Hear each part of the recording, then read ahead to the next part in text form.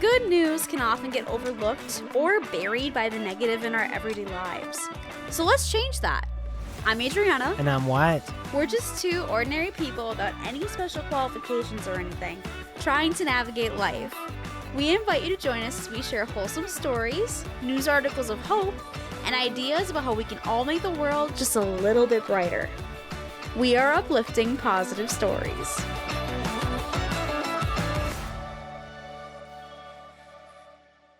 Welcome back to another episode of Uplifting Positive Stories. Thanks for joining us, everybody.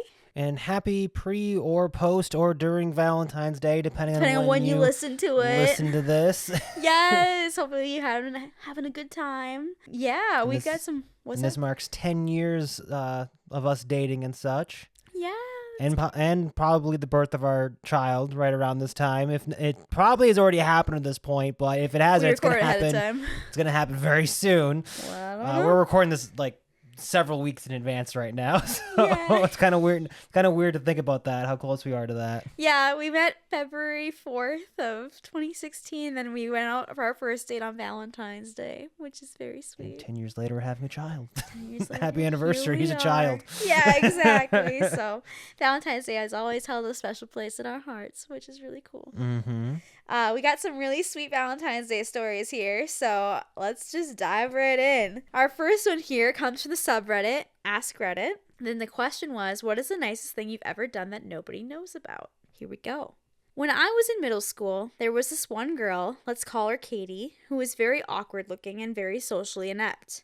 She was tall and gangly, had very thick glasses, had a mean old lisp, and she tended to laugh at her own awkward jokes. Though our school didn't have a uniform dress code, she wore the same plaid skirt and a white collared shirt every day. She had this weird attitude where she'd get defensive very quickly when someone tried speaking to her.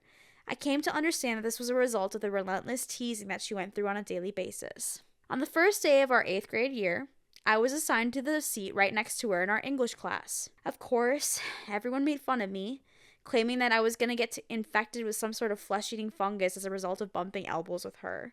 That's terrible. Middle schoolers suck. That's so sad. I'm sorry. I know it's not exactly a positive thing to say, but middle school sucks, and people in middle school suck. Middle school is rough. Except when you find stories where they defy that norm. Yeah, agreed.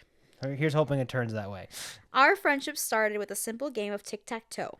One day, bored out of my mind, I drew out a grid, and I marked an X in the center and slipped the paper to her. She drew an O and slipped it back. By the end of the period, we had filled up an entire paper, front and back, with all these little tic-tac-toe games, most of which she won. As it turned out, she was incredibly smart and witty. Funny, even. Wise beyond her years. Straight-A student. Though we didn't talk much and never hung out at school, over time I came to know a little bit about her dysfunctional household and some of the hardships that she'd undergone in her young life. But she took it all in stride, like she was already grown.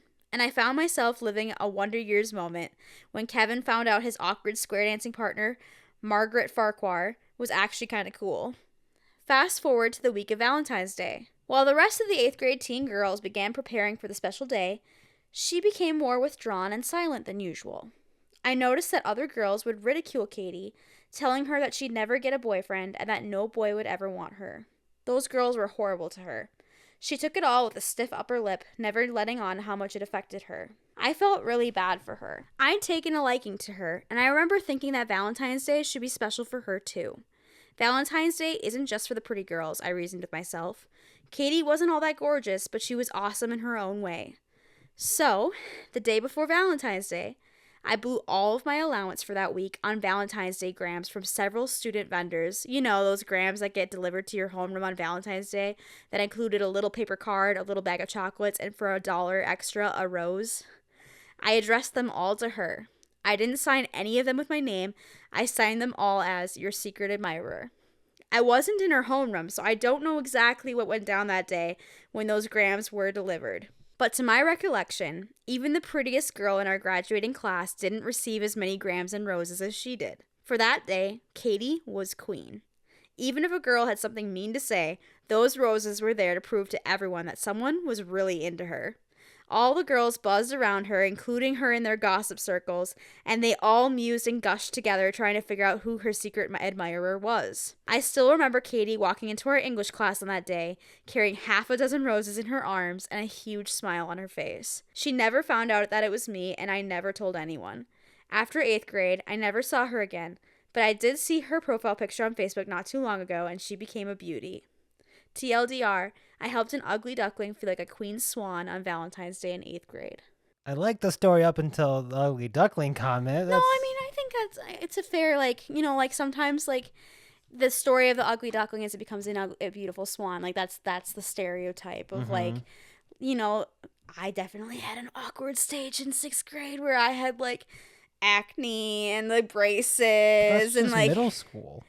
And then a lot of us have that ugly duckling phase of some kind where you're like, you're going through puberty, it's hitting you like a truck, and then like you can you get through it and then it's better. Like you don't get your braces off, your acne maybe clears up, or like, you know, things like that. Like we all have that phase in middle school or, you know, even late elementary school where it's like, oh, puberty's hitting me like a train. So like I don't think it's necessarily bad that she used that phrasing for this story to kind of illustrate the point that like she had like a hard time in school because of her appearance, which is really, really sad. And obviously kids are cruel. And okay, I shouldn't say that. There's so many good stories that we've shared on here of kids being amazing. So not all kids are middle cruel. School is notoriously known but there's for being notoriously a a lot of teasing and bullying in middle schools. It's just a thing, unfortunately. But there's also examples of people like OP that try to counteract that in some way, and they blew all their allowance on trying to make this girl feel like she was wanted and like had a secret admirer and that she was a queen for the day. And I think that's really, really, really cool and probably made her year, to be honest. Like what an awesome moment for her to have Candygram after Candygram coming in for her. I don't know, I think that's really sweet. Yeah. And can I just say it's giving Wicked a little bit? It is. That's true. Alphaba. Yes, minus exactly. Animal cruelty. Exactly. But yeah, I thought that was a really cool story. All right, next one here. This one comes from the subreddit Ask Reddit, and the question was, what's your most wholesome secret? Here we go. Someone said, me and my friends once bought a Valentine for a boy who wasn't very popular in our class. We didn't put our names on it, but he was so happy to have received one, he kept turning it over and over in his hands all day. Yeah, I just think that's really sweet, the imagery of him just like holding it. Very cute. Okay, another one from the same subreddit. Back in college, I liked to do special things for my friends in my dorm for Valentine's Day. One year, I taped chocolate boxes to their doors, and the next year, I taped bags of heart-shaped cookies. My friends would find out that it was me one way or another, but it was still nice to do something nice for the people that I care about. The next year, after the majority of my dorm friends had graduated, I still wanted to do something nice for the people in my dorm. I created about 150 little paper envelopes to cover everyone that would be getting a special surprise. At around 2 a.m., I set out to taping these envelopes to all the doors on my floor, 2 people per room, as well as all of the RAs on the other floors. I then filled every tiny envelope with a few heart-shaped Reese's and Snicker candies. It probably took about 2 hours to completely finish. I know a few chocolates really aren't that big of a gift, but I wanted everyone to feel some love on Valentine's Day. The next day, some of the RAs posted about it on Facebook.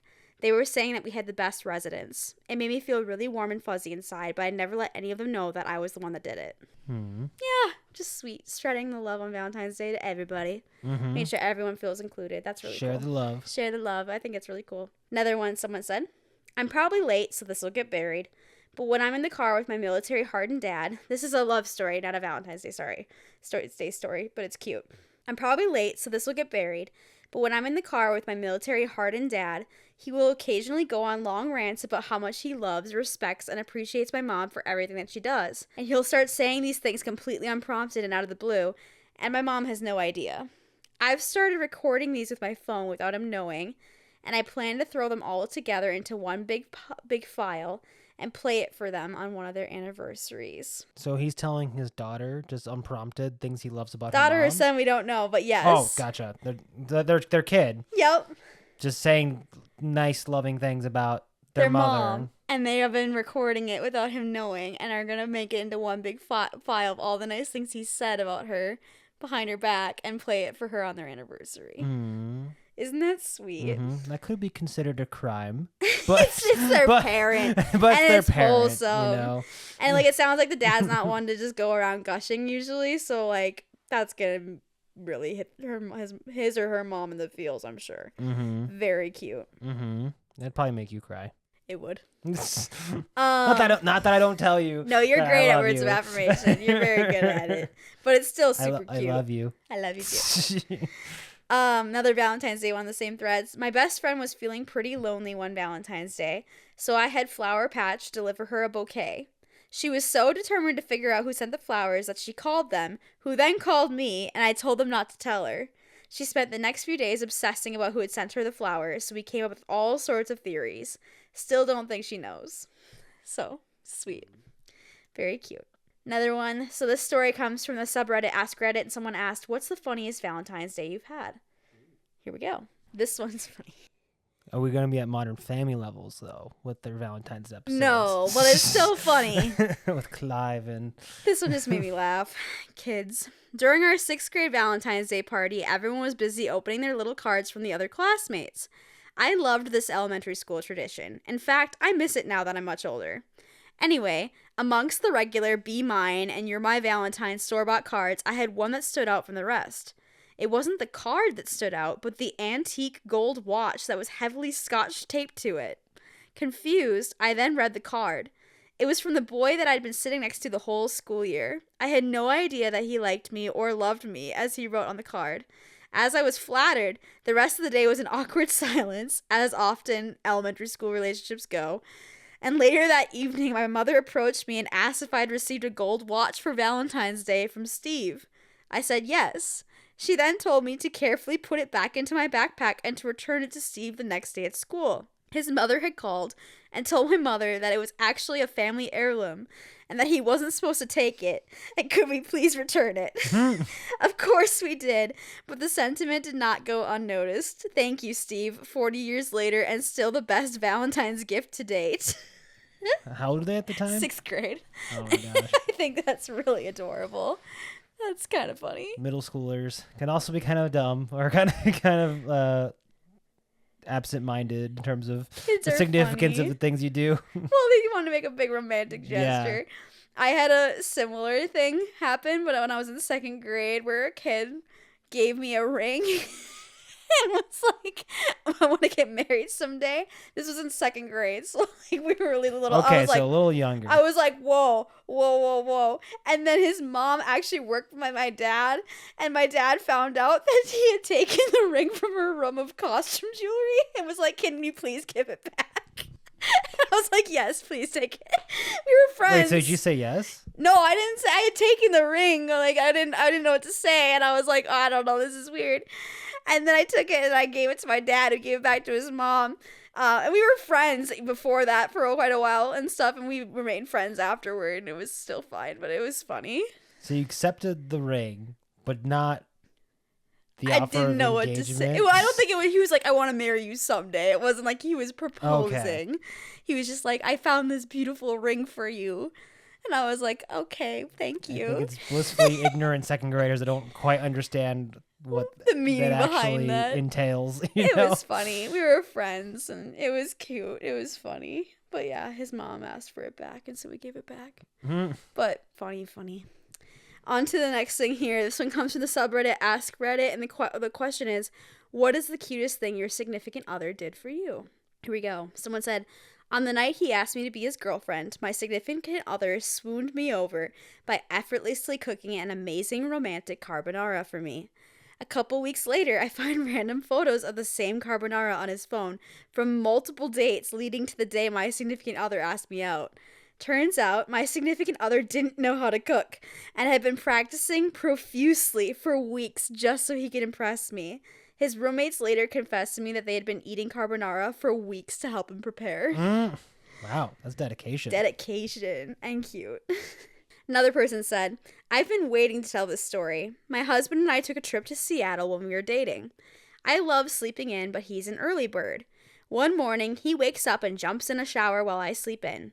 I hear the shower turn on, and instead of sleeping, I rush to get ready and I quietly leave the room. I ran to get coffee for the both of us to surprise him when he got out of the shower.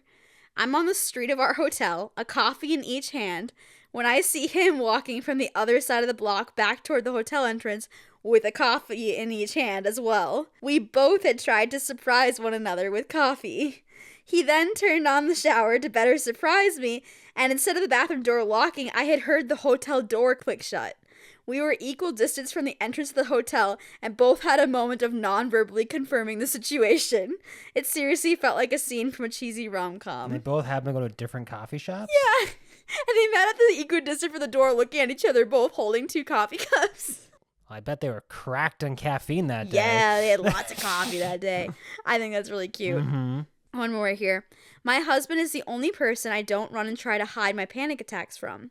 He helps ground me by squeezing me or reminding me that everything is going to be okay. One Valentine's Day, he got a teddy bear with a button inside that has a recording of him saying it for when he can't be there. I cried like a baby. It was the sweetest present I've ever gotten. He works nights, so when I have a rough day, I tuck that bear in bed with me.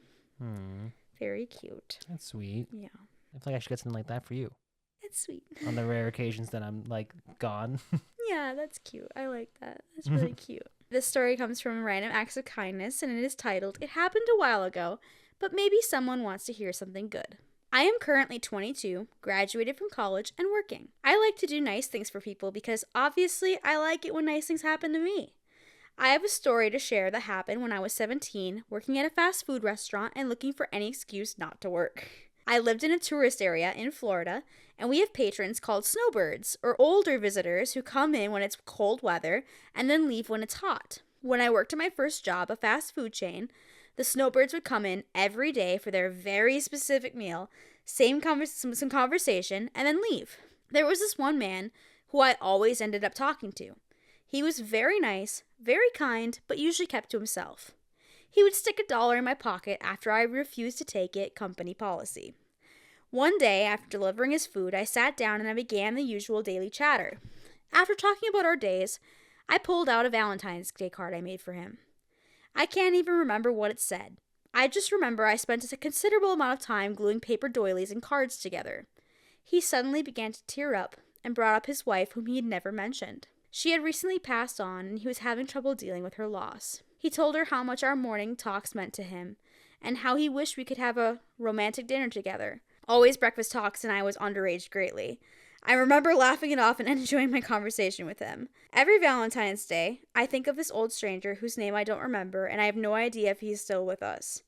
I don't know if anyone will read this, but the smallest gesture can make our lives. Do something nice for someone today. The dead wife stories always make me sad. I know it's the story itself, but that's a part of it. Yeah, but still. Very, very cute. Little gestures, little cards at Valentine's Day can mean a lot to people. Clearly from all the stories. Yeah. So, yeah, very sweet. Very wholesome. Nice gestures always go a long ways, but especially if they're going through a time. Yes. Our next story here comes from the subreddit BORU Updates. It was originally posted on True Off My Chest, and it is titled, I Think I'm Falling in Love with My Husband. Again? Or... For the first time. Wait a second. Yeah, interesting story here. Ready? All right. My husband and I are 24. We have been very close friends since we were 14 and have been married for about 5 months now. The thing is, our marriage was strictly out of convenience. I was a single mom to a 1-year-old. His father and I haven't been together since I was 3 months pregnant. And my husband had just taken guardianship of his cousin, who's only a few months younger than my son. Since the kids are so close in age, we decided pretty much immediately to introduce them to each other. They have been best little friends ever since, and after that, my son and I were over at their house every day. The marriage was purely my idea. My son and I were practically living at their house, and we already had a conversation about raising the kids together.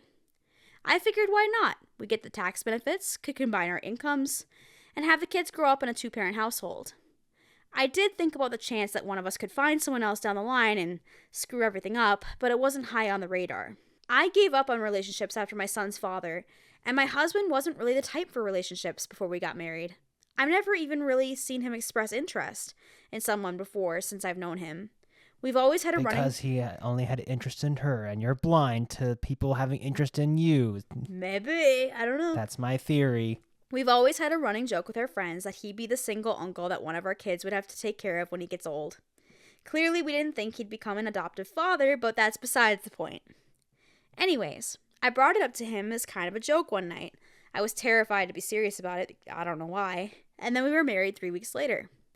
Everything happened so fast, and it's still insane to me because I fully expected him to call me stupid for even coming up with the idea. Because he likes her. Maybe. Or loves her. I don't know. Did not expect him to agree and follow through so quickly. But that's the long backstory on everything so everyone understands. The first few weeks of our marriage felt no different than what we were doing. The only real difference was my son and I moved in and we were living with them. As of right now, we live in a 3-bedroom apartment. The babies share a room and my husband and I share a room.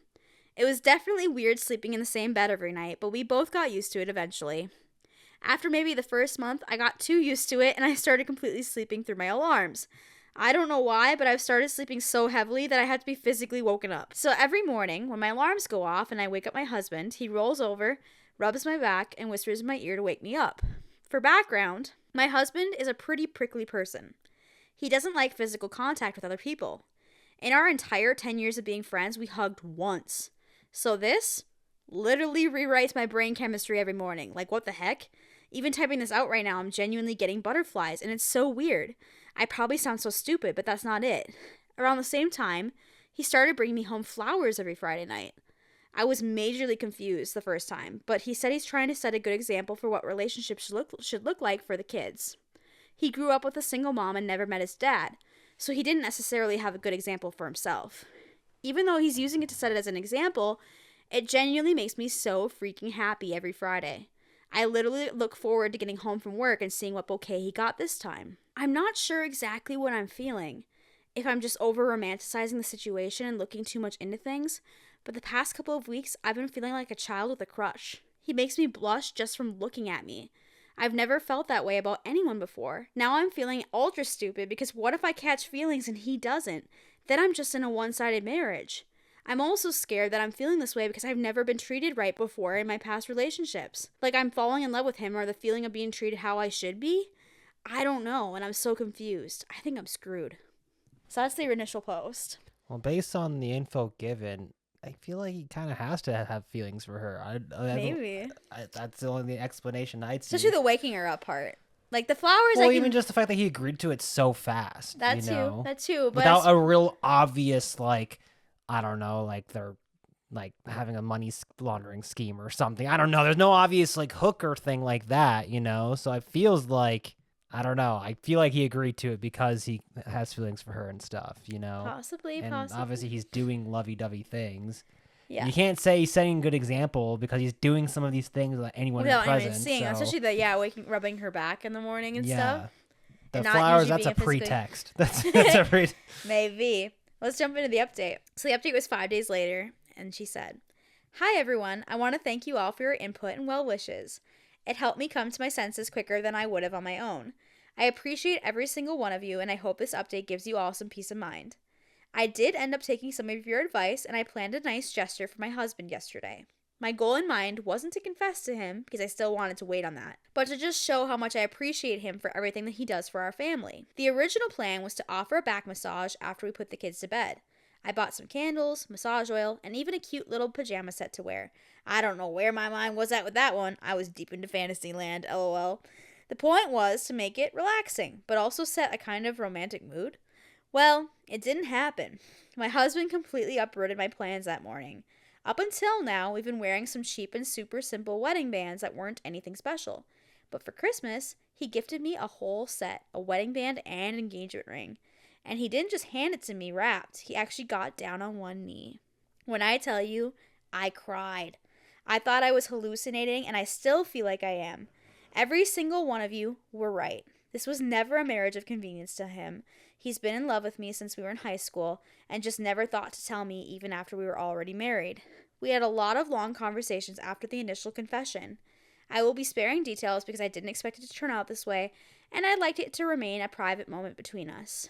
At the end of the day, we're still trying to raise 2 toddlers and have agreed that they will always be our primary focus. But we're going to give it a real relationship a shot. I'll admit, it's kind of scary, but I do think that this is the next step towards healing after my last relationship. I feel truly loved by my husband, and I think that is where I'm meant to be." Yeah. A little out of order here. But But hey, every we're relationship getting is there. different, and there is no set like rule book of like this is how you fall in love and this is how, like, it's different for everybody, and like the timing can be different, the ways that we want to be loved can be different, Mhm. like, and so it's cool to see an example where it was a different path to getting there, but they both got there and they both are in love and they're both really happy right now. So that's really, really cute. Mhm. Super cool. I don't know. It made me happy reading it. So, Mhm. yeah.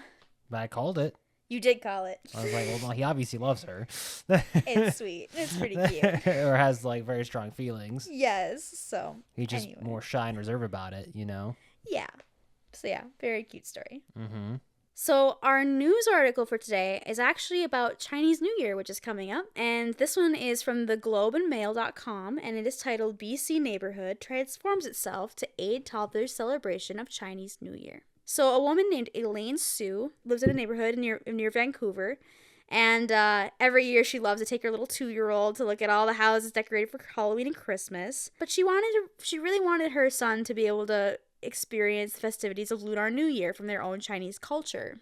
So she came up with a thought, and she asked her neighbors, and she wrote in letters to all of them, asking them to put up decorations to create some festive cheer if they were willing to.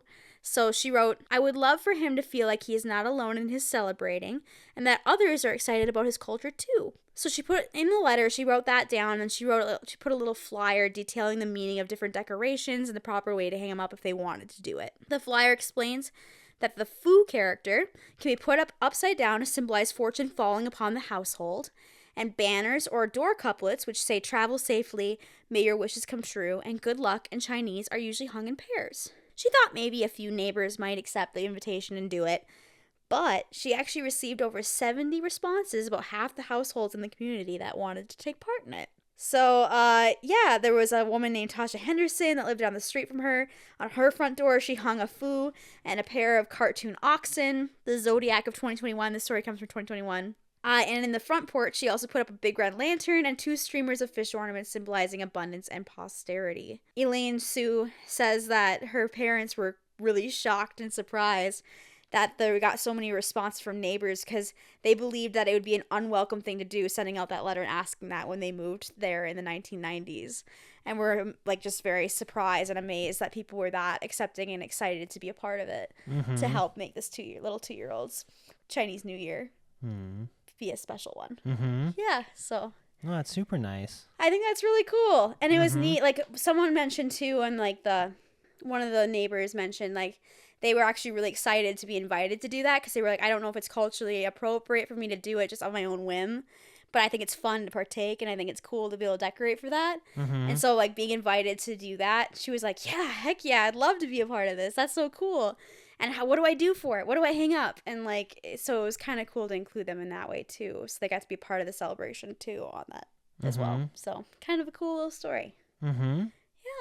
And with that, we will end today's podcast episode. Tune in the next couple of weeks here for another episode. Our next episode is all about unexpected kindnesses. So it'll be very, very sweet. Yeah.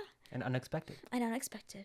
If you have any positive stories that you would like us to share on this podcast, please send them to us at upliftingpositivestories@gmail.com, and we'd love to put them on here. And if you're watching on YouTube, make sure you hit that like and subscribe button, or leave a comment. And if you're watching on Apple Podcasts or Spotify, please leave us a review. Please That would be help super us helpful. get it out there Yeah, more. helps to get it spread out there on the algorithm and stuff. That'd be awesome.